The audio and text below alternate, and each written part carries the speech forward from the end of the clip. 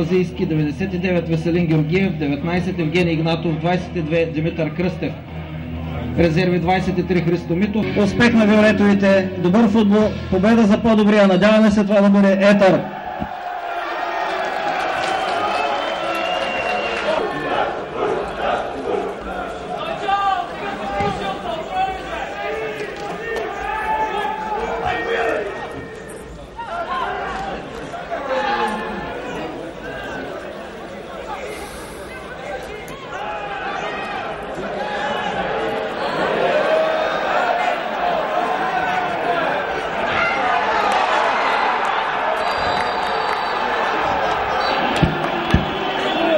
Резултатът е открит за гостите от Чавдаре Трополе с автогол на Владимир Мичев.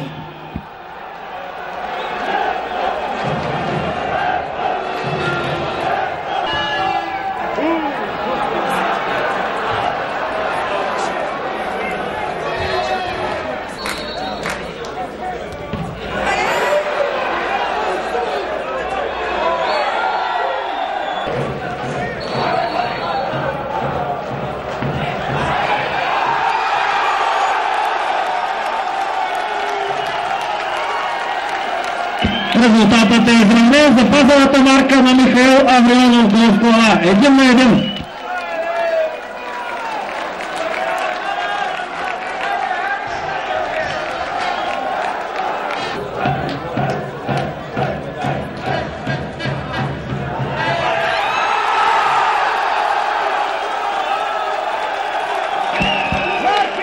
Отново Михаил Аврионов, 2-1 метър срещу Чавдаре Трополе.